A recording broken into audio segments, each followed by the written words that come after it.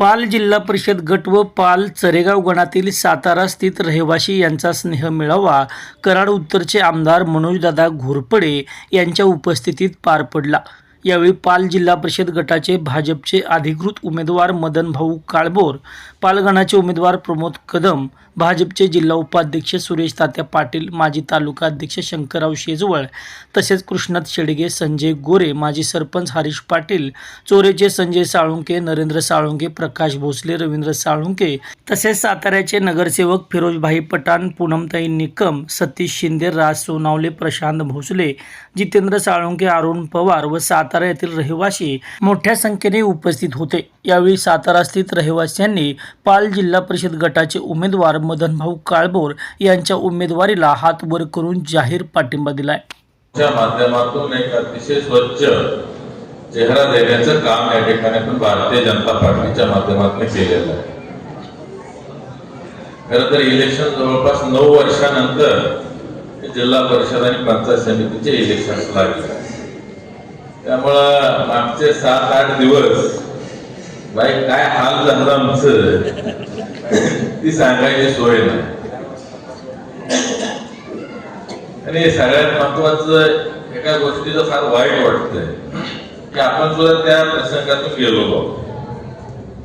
आज पाल जिल्हा परिषद गटामध्ये सुद्धा खरं तर 5 ते 6 जण हे अतिशय ताकदीचे होते आणि त्यातून कुणाला तरी एकाला आपल्याला निवडायचं होतं आणि त्यामध्ये इलेक्शनच्या विजयाची गणित सुद्धा बांधायची। त्याच अनुषंगाने पंचायत समिती गटाची सुद्धा परिस्थिती तीच आहे। 10-11 जण पात्र उमेदवार होते। शेवटी आपण एकालाच उमेदवारी देऊ शकतो। खरं तर आमदारांनी जर विशेष अधिकार दिला असता तर एका गटात 10 जणांनी मी जिल्हा परिषद सदस्य केला असता। त्यानंतर आज एक प्रकारचा त्यांच्यावर सुद्धा तो अन्यायच आहे। आणि शेवटी एका ठिकाणी लोकशाहीमध्ये जे काय सिस्टम घालून दिलेले त्या पद्धतीने आपल्याला चालणं हे फार गरजेचं आहे। आणि त्या अनुषंगानं खरं तर मी विशेष आभार तात्यांचं मानेन, कारण तात्यांनी जर पाल जिल्हा परिषद गटामध्ये जर उमेदवारी मागितली असली जिल्हा परिषदची तर मला सुद्धा त्यांना नाही म्हणता आलं नसतं। अशा पद्धतीनं पण मोठं करणं हे सुद्धा फार अवघड गोष्ट आहे। ती खरं तर तात्यांनी वेगळा आदर्श या ठिकाणी या पाल जिल्हा परिषद गटामध्ये घालून दिला। आज 4-5 महिन्यापूर्वीच माझ्याकडे आले आणि म्हटले जर गट जर जिल्हा परिषदचा ओपन राहिला तर मला काय इथं पाल जिल्हा परिषद गट लढायचा नाही। इथं मदनभाऊ असतील, चोरेकर असतील, चरेगावकर असतील, इंदोली आहे, ह्या गावातील तुम्ही योग्य उमेदवार निवडा आणि मी त्याच्या पाठीशी ठामपणे उभा आहे। अशा पद्धतीची भूमिका या ठिकाणी मोकळ्या मनानं तात्यांनी घेतली आणि खऱ्या अर्थानं जिल्हा परिषदचं इलेक्शन चालू झाल्यानंतर सुद्धा ती पाळली। नाहीतर बऱ्याच वेळा माणसं चांगलं दिसायला लागले की तयार होतात। पण खरं तर एक अतिशय चांगला या ठिकाणी चांगला विचार करून या इलेक्शनच्या निमित्तानं तात्यांची सुद्धा सरकारची भूमिका राहिली। आज पाल हे संपूर्ण महाराष्ट्राचंच नाही तर कर्नाटक, आंध्र प्रदेश या ठिकाणच्या सर्व भक्तांचं एक आदरस्थान आहे। या ठिकाणी आराध्य दैवत आहे आणि या पाल गावच्या नावानं हा जिल्हा परिषद गट आहे। खरं तर या ठिकाणी विकासाचा फार मोठा बॅकलॉग होता आणि त्या अनुषंगाने जवळपास आम्ही या मागच्या 5 वर्षामध्ये 4-4.5 वर्षामध्ये 40 कोटी रुपयाची विकास कामं या ठिकाणी आणण्याचं काम केलं। त्यामध्ये भगतवाडीचा काही रस्ता आहे। खरं तर या ठिकाणी स्वातंत्र्यपूर्व काळानंतर आणि स्वातंत्र्यानंतर सुद्धा आजपर्यंत त्या गावाला जायला व्यवस्थित रस्ता नव्हता आणि आज आपण बघतोय की त्या ठिकाणी काम अतिशय गतीनं चाललंय।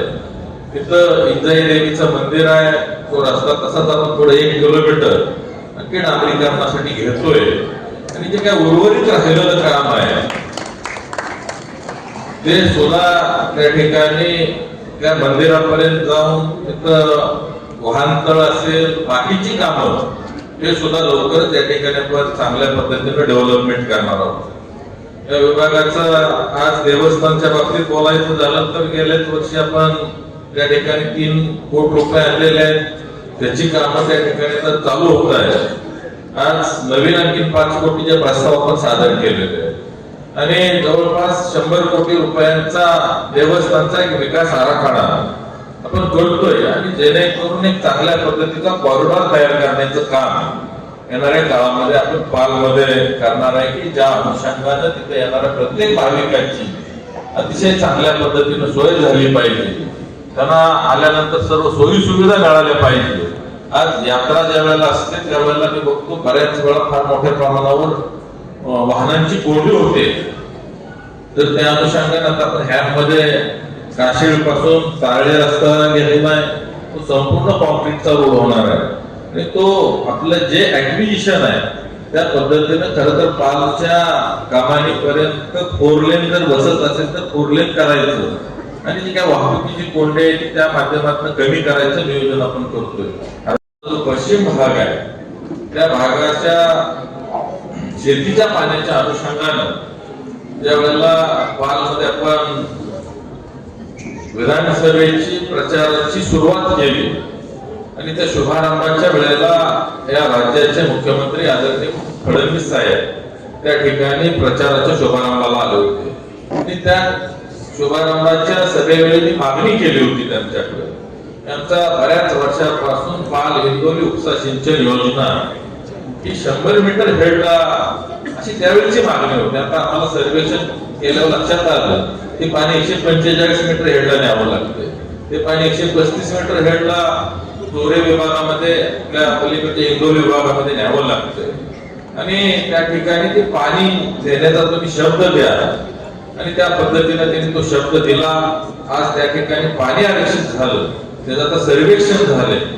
त्याच पद्धतीने हिंगोलीच्या खालच्या बाजूला एक नवीन बॅरेज बांधतोय, त्या बॅरेजच्या माध्यमातून पाणी साठा चांगल्या पद्धतीने होईल. आज हिंगोलीला तारळी नदीवर एक ब्रिज तयार होतोय.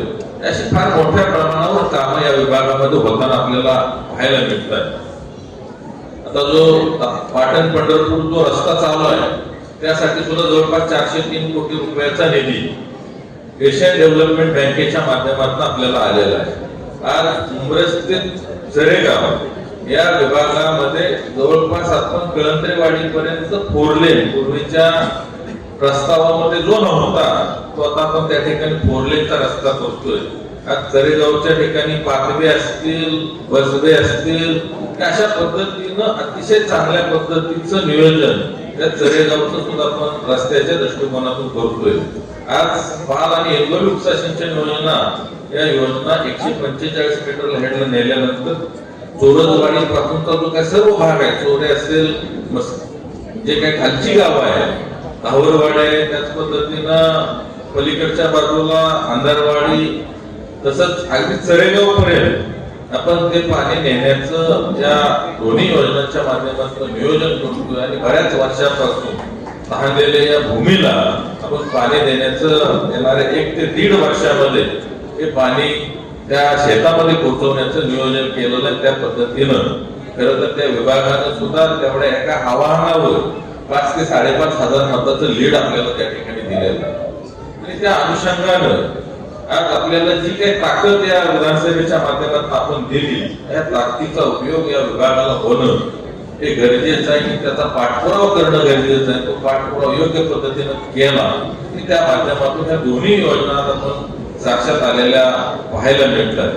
5 दिवस आहे म्हणजे अगदी विड्रॉल पासून तर फक्त 7 दिवस आहे. त्यामुळं ते पण चांगलं आहे. फार तुमचा पण काही वेळ जाणार नाही, ज्या ज्या वेळेला वेळ मिळेल, कारण आपलं सगळ्यांची गावाकडे अतिशय चांगल्या पद्धतीची नाळ आहे. शेवटी आपण सुद्धा ज्या काही गोष्टी आहेत त्या विकासात्मक गोष्टी त्या ठिकाणी आपण गावाकडे गेल्यानंतर आपल्या घरातील मंडळींना, आपल्या मित्रमंडळींना सांगितलं पाहिजे. आज आपण बघतोय एका घरातच 25-25 वर्ष सत्ता, ही परिस्थिती काढून तर मधल्या प्रत्येक संस्थानाची आहे. आज तसं जर बघितलं तर निवृत्ती काकांचा वारसा या ठिकाणी मदन भाऊ आहे आणि मदन भाऊ हे अतिशय प्रामाणिक अशा पद्धतीचं व्यक्तिमत्व आहे. आज तिथून जाऊन मुंबईमध्ये चांगल्या पद्धतीनं व्यवसायामध्ये ते सेटल झालेले आहेत. त्यामुळं त्यांच्या डोक्यात कुठलंही तुमच्या शासकीय याच्यातून 4 रुपये कधी काढले पाहिजे अशी काही परिस्थिती नाही. सगळ्या बाजूनी अतिशय चांगल्या पद्धतीनं खरं तर त्यांच्या बाबतीत बोलायचं झालं तर एक अतिशय सुसंस्कृत आणि सदन अशा पद्धतीचं हे कुटुंब आहे. त्यामुळं सामाजिक वारसा निवृत्ती काकांचा त्या समाज भावनेतून आणि समाजाची सेवा करण्याच्या भावनेतून या ठिकाणी आज ते जिल्हा परिषदच्या या निवडणुकीमध्ये उभे आहेत. आणि खरं 4-5 महिन्यापासून त्यांनी पायाला भेंगरी लावून प्रत्येक माणसापर्यंत पोहोचण्याचं या ठिकाणी काम केलेलं आहे. की ज्या ठिकाणी गरज लागली तर खिशामध्ये हात घालून त्या ठिकाणी त्या सोयी सुविधा देण्याचं त्यांच्या माध्यमातून आजपर्यंत काम झालंय. आज जर आपण बघितलं तर पेयजल मिशनची जलजीवन मिशनची योजना आहे हे संपूर्ण महाराष्ट्रामध्ये एकमेव योजना की चालू झाली. अतिशय चांगल्या पद्धतीनं एक आदर्श योजना आहे. पालगावाला पाणी पुरवठ्याच्या या निमित्तानं पाणी स्वच्छ पाणी देण्याचं काम त्यांच्या माध्यमातून या ठिकाणी होतंय. त्यामुळं इथून पुढच्या काळामध्ये सुद्धा आज मला सुद्धा जवळपास 180 गाव आहेत. त्यातल्या हे 29 गावाचा भार माझा मदन भाऊ जिल्हा परिषद सदस्य झाले की कमी होईल. त्यांना जोडीला प्रमोदराव असतील, सरेगाव मधून सुद्धा एक प्रतिनिधी या ठिकाणी होणार आहे. त्यामुळं काळाकाळापर्यंत या ठिकाणी जी काही पंचायत राजची यंत्रणा आहे या माध्यमातून सर्वसामान्य कुटुंबामध्ये जर उद्या जिल्हा परिषदचं हे सदस्यपद गेलं तर खऱ्या अर्थानं आपल्या सर्वांना मदन भाऊच्या माध्यमातून न्याय मिळालेला आपल्याला पाहायला मिळेल. पण 5 तारखेला मतदान आहे, 7 तारखेला निकाल आहे, 7 तारखेला 100% आपल्याला गुलाल घ्यायचे आहे. पण त्यासाठी पहिल्यांदा आपल्याला येणारे 10 ते 12 दिवस या ठिकाणी असे प्रत्येकाकडे गेलंच पाहिजे असं नाही. प्रत्येकाचा मोबाईल बघितला तर 500-600 नंबर आहेत. त्यामध्ये आपल्याशी संबंधित जी काही मंडळी आहे त्या प्रत्येकाला आपला कॉल गेला पाहिजे आणि त्या ठिकाणी आपण मदन भाऊ हे कसे योग्य उमेदवार आहेत त्या ठिकाणी सांगितलं पाहिजे. आज केंद्रामध्ये भारतीय जनता पार्टीचं सरकार आहे, राज्यामध्ये भारतीय जनता पार्टीचं सरकार. आज ग्रामपंचायत सुद्धा पालिकेची भारतीय जनता पार्टीची आहे. आज आमदार खासदार तुमच्या विचाराचे आहेत. त्यामुळे होणारे जिल्हा परिषद आणि पंचायत समितीचे सदस्य सुद्धा या ठिकाणी भारतीय जनता पार्टीच्या विचाराचे होणं हे फार गरजेचं आहे. कारण येणारी जिल्हा परिषद ही भारतीय जनता पार्टीचीच असणार आहे. कारण याची पंचायत समिती ही सुद्धा भारतीय जनता पार्टीचीच असणार आहे. थोडस आपल्याला सांगितलं जातं की बंडखोरी बाकीच्या गोष्टी ठीक आहे. आता आपण कुणालाही जरी झालं तरी एकाच समाधान करू शकतो. पण येणाऱ्या 3-4 दिवसामध्ये सुद्धा जी समविचारी माणसं आहेत त्यांना आपण या ठिकाणी एकत्र बरोबर घेतोय आणि त्या माध्यमातून त्यांना सुद्धा येणाऱ्या काळामध्ये आपल्याकडे भारतीय जनता पार्टी फार मोठी आहे. त्यामुळे प्रत्येकाला न्याय देण्यासाठी या ठिकाणी भारतीय जनता पार्टी सुसज्ज आहे आणि त्या अनुषंगाने प्रत्येकाचा सन्मान या ठिकाणी केला जाईल. आज मला सांगायचे की आज जे काय भारतीय जनता पार्टीनं आपण विधानसभेच्या माध्यमातून फार मोठं यश या ठिकाणी महाराष्ट्रामध्ये घेतलेलं आहे आणि त्या यशाच्या जोरावर आज फार मोठ्या प्रमाणावर निधी आपल्याला या ठिकाणी उपलब्ध झालेला आहे. तिथून पुढच्या काळामध्ये सुद्धा अशाच पद्धतीचा जर निधीचा फ्लो ठेवायचा असेल तर आपल्याला या ठिकाणी आपला जिल्हा परिषद आणि पंचायत समितीचा सदस्य हा सुद्धा भारतीय जनता पार्टीचा करणं गरजेचं आहे आणि त्या अनुषंगानं आपल्या सर्वांचं यामध्ये फार मोठं योगदान येणाऱ्या 5 तारखेला मिळेल आणि आपलं कमळ चिन्हासमोरील बटन दाबून मदन भावना या ठिकाणी प्रचंड बहुमताने निवडून आणणार अशी या ठिकाणी खात्री व्यक्त करून थांबतो. जय हिंद. आपला भाऊ महिलांनी 2 हात वरती करायचे. आपला भाऊ येणाऱ्या निवडणुकीमध्ये निश्चितपणे आपण भाऊच्या पाठीशी उभं राहू. मी भाऊ निवडणुकीच्या निमित्तानं आपले लोकप्रिय आमदार मनोजदादा घोरपडे यांनी मला भारतीय जनता पार्टीचा उमेदवार म्हणून घोषित केलेला आहे. त्याबद्दल सांगायला गेलं पार्श्वभूमी तर माझे वडील कैलासवासी निवृत्ती काका काळाबरोबर 5 घराचे पंचायत समितीचे सदस्य होते. त्यांची समाजसेवेचा वसा आणि वारसा होता आणि लोकांची नाळ होती. त्या मुळेच मी या ठिकाणी राजकारणामध्ये उतरलो. मी राजकारणामध्ये वयाच्या 55 वर्षी आलेलो आहे. त्यामुळं आपल्या सर्व जुने मतदार बंधू भगिनींना पहिल्यांदा सांगतो की मी इथे काय कमवण्यासाठी आलेलो नाही, फक्त समाजाची सेवा करण्यासाठी आलेलो आहे. आणि त्याच्यामध्ये आता काही लोक म्हणतील की हे मुंबईवरून आले, परंतु मी आपल्या गावचे ज्येष्ठ नेते सुरेशदादा पाटील यांच्या नेतृत्वाखाली मी गेली 7-8 वर्ष आपल्या पाल विभागामध्ये काम करतोय. सुरेशदादांच्या नेतृत्वाखाली ज्यावेळेला पाल ग्रामपंचायतीमध्ये परिवर्तन झालं आणि आपल्या सातारा जिल्ह्याची पहिली ग्रामपंचायत भाजपाची निवडून आली आणि त्यानंतर जो पाल गावामध्ये विकास झाला तो गेल्या 25-30 वर्षात झाला नव्हता. ते फक्त 5 वर्षामध्ये आम्ही 45 कोटीची कामं पाल गावामध्ये एकटी आणली आणि पाल गावामध्ये सांगण्यासाठी महत्वाची 3 कामं आणली. आणि या 3 कामांना आपले आमदार मनोजदादा घोरपडेंचं फार मोठं योगदान आहे. त्यावेळेला आपले आमदार मनोजदादा आमदार नव्हते, परंतु त्यांनी कामासाठी फार मोठं योगदान दिलं. या 3 कामं सांगायला गेलं तर त्याच्यामध्ये पहिली 3च कामं आहेत की पाल भगतवाडी रस्ता, पाल भगतवाडी रस्ता 9.5 कोटीचा रस्ता मनोजदादाच्या नेतृत्वाखाली आमच्या ग्रामपंचायतीच्या सदस्यांनी ड्रोनद्वारे सर्वे करून मंजूर करून घेतला. तो स्वातंत्र्याच्या काळापासून झाला नव्हता. त्याच्या बाजूला खबालवाडी आहे. खबालवाडीचा रस्ता 25 वर्षापूर्वी झाला होता, कारण खबालवाडीचे लोकप्रतिनिधी त्यावेळेला खबाले पाटील होते, पण आपल्या जुन्या लोकप्रतिनिधींनी तिकडे दुर्लक्ष केलं होतं. हे फार मोठं काम मनोजदादाच्या मार्गदर्शनाखाली आम्ही केलं. त्याचबरोबर दुसरं काम सांगण्यासारखं म्हणजे आदरणीय भारताचे पंतप्रधान नरेंद्रभाई मोदी यांच्या संकल्पनेतून साकार झालेलं जलजीवन मिशनचं काम, जे आपल्या महाराष्ट्रात कामं चालू आहे, 13 कोटीचं काम आपल्या गावामध्ये मनोजदादांच्या मार्गदर्शनाखाली अवघ्या 1 वर्षामध्ये पूर्ण झालं आहे. आणि हे काम अख्ख्या महाराष्ट्रामध्ये पहिलं काम पूर्ण झालेलं आहे.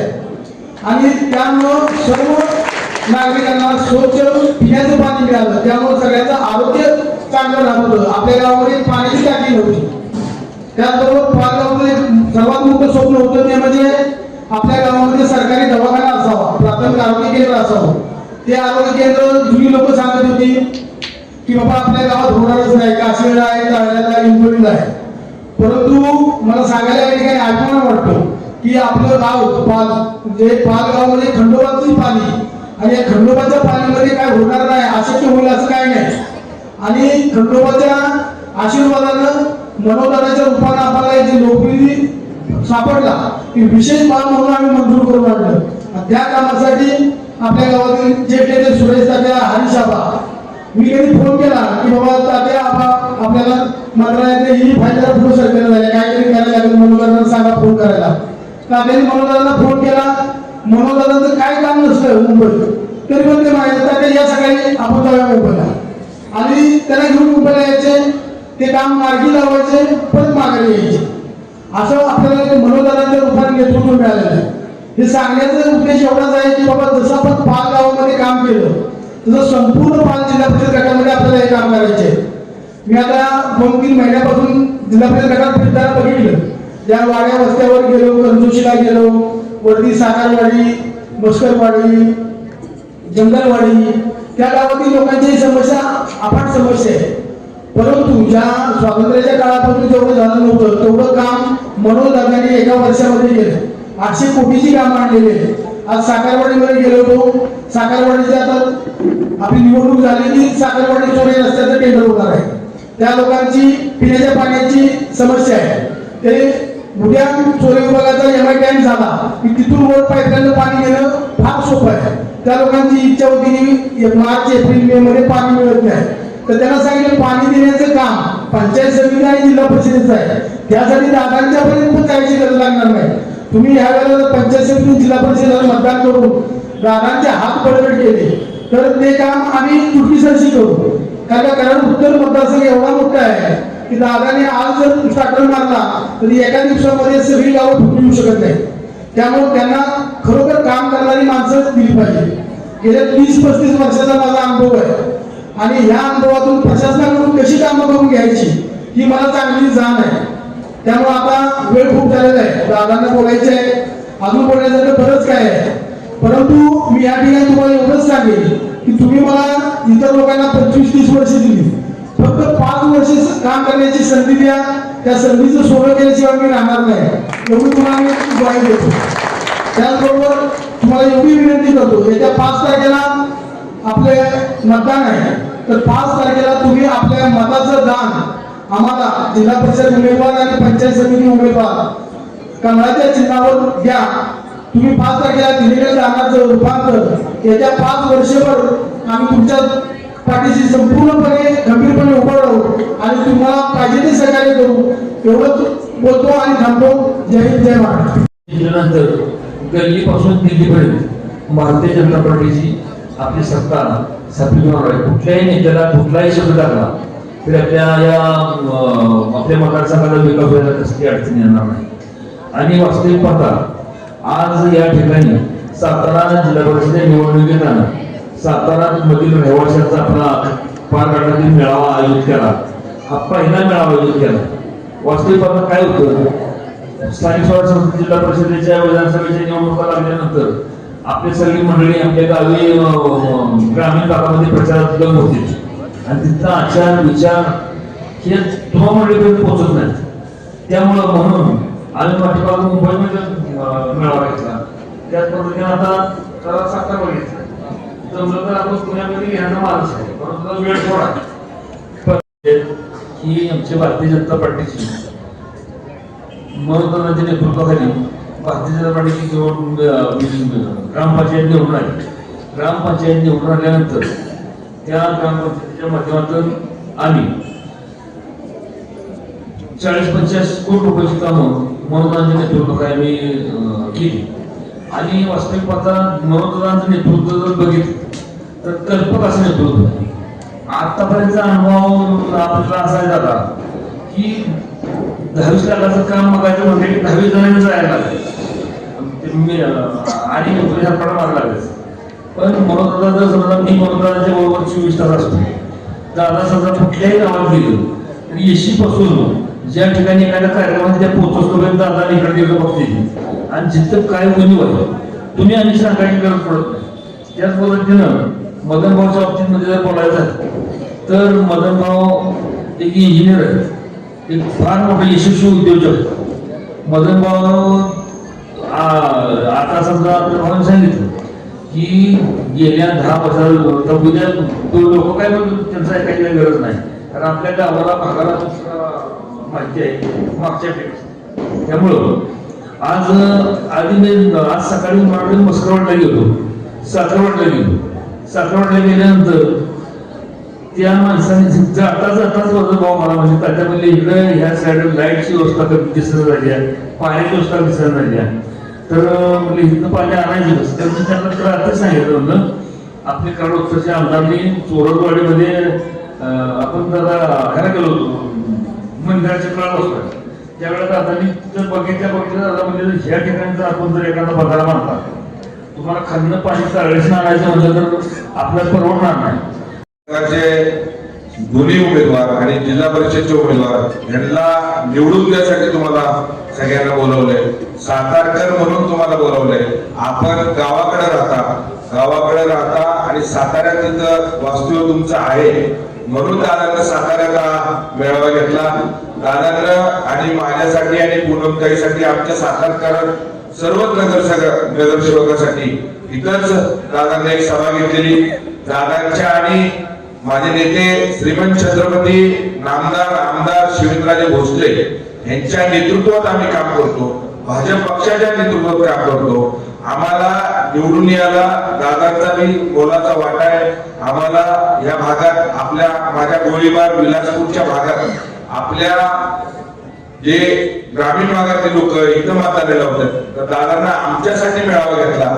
दादांसारखं चांगलं नेतृत्व तुम्हाला मिळालंय. आज कराड तालुक्यात तुम्ही वर्षभरात दादानं काय परिस्थिती करून ठेवली तालुक्याची, जिथं पाणी नव्हतं तिथं पाणी आणलं, जिथे रस्ते नव्हते तिथं रस्ते दिले.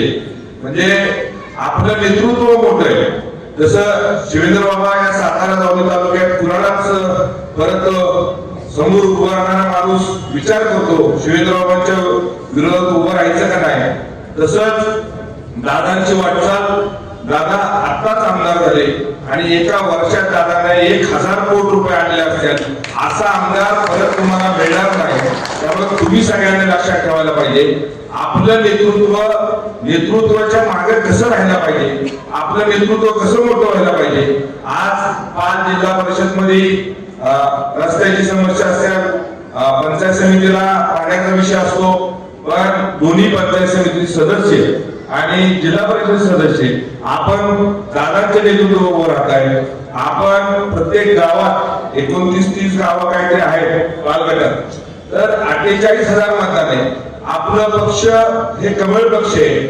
आपले नेतृत्व करणारे राज्याचे मुख्यमंत्री देवेंद्रजी फडणवीस साहेब असू दे, आपले प्रदेश अध्यक्ष रवींद्र चव्हाण असू दे, ह्यांच्या नेतृत्वात आपण सगळेजण उभं राहिले. कमळ चिन्ह उभं राहिलंय. आज कमळ चिन्ह म्हणजे राज्यात आणि देशात दुसरं काही दिसत नाही लोकांना. आता पंचायत समितीत याच्याबरोबर नगरपालिका झाले, नगरपालिकेला राज्यात 1 नंबर आपल्या पक्षाचा आहे. त्यानंतर आपलं नेतृत्व दादांचं खूप वेगळं आहे. याच्या अगोदर नेतृत्व होतं, याच्या अगोदर नेतृत्व माणसापर्यंत पोहोचत नव्हतं. आपलं नेतृत्व दादा सर्वसामान्य माणसाच्या भाषेला बी आहेत, जावळ काढायला बी आहेत, साखरपुड्याला बी आहेत, लग्नाला बी आहेत, मैतीला बी आहेत, असे नेते मिळत नाही. मी स्वतः माझे नेते श्रीमंत छत्रपती नामदार आमदार शिवेंद्रराजे यांच्याकडं बरोबर असतो, फिरतो, दादाला सगळं माहिती आहे. पण छत्रपतींचे वंशज असून कार्यकर्त्यांच्यावर कसं राहायचं, कसं बोलायचं, दादा जसं ओपीडी दादांची सकाळी 10 पासून ओपीडी चालू होती, तसं शिवेंद्रबाबी आज 25 वर्ष झाले आमदारकी सातारा तालुक्यात, जावली तालुक्यात, आपल्या जुन्या मतदारसंघात भाऊसाहेब महाराजांच्या बरोबरची काही माणसं असतात हे सगळेजण बघतात. लोकांची तुमची नाळ चांगल्या पद्धतीने असली तर लोक तुम्हाला विचारतात. त्याच पद्धतीने दादा काम करतात. दादांचं नेतृत्व 5 जिल्हा परिषदच्या सर्व नागरिकांना एक माझी कळकळीची विनंती आहे, असलं नेतृत्व तुम्हाला मिळालंय.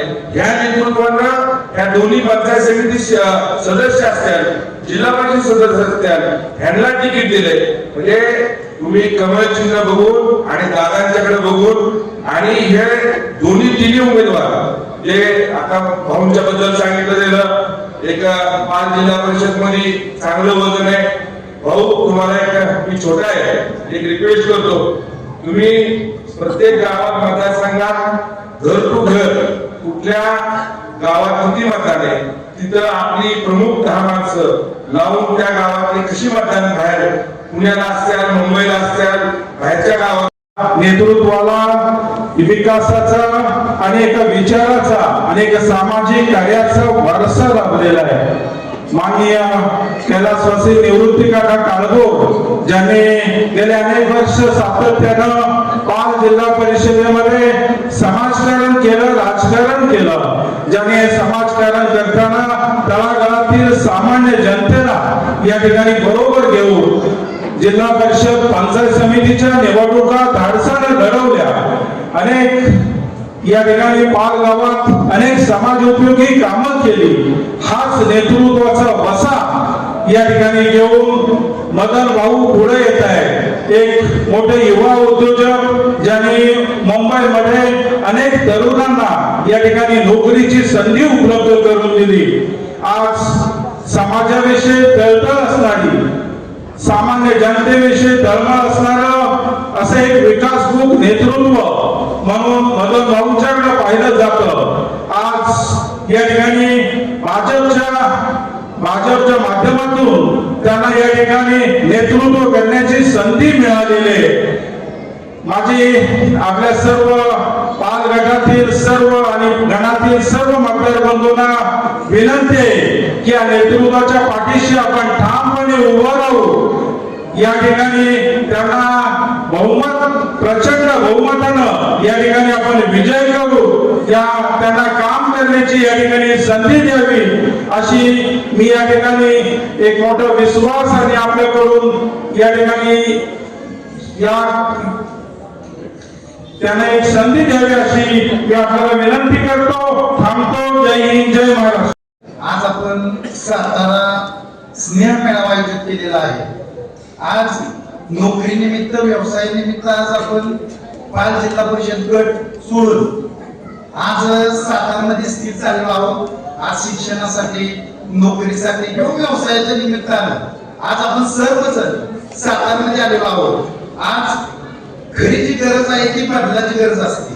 आज हा बदल आपण 1.5 वर्षापूर्वी माननीय आमदार मनोजदादा घोरपडे यांच्या माध्यमातून पाहिला. गेल्या 5 वर्षात पाल ग्रामपंचायतीच्या माध्यमातून पाहिला. आज गेल्या 5 वर्षात मदन भाऊच्या रूपानं आज सर्वांना एक विनंती आहे, आपण आज सर्वजण शून्य आहोत.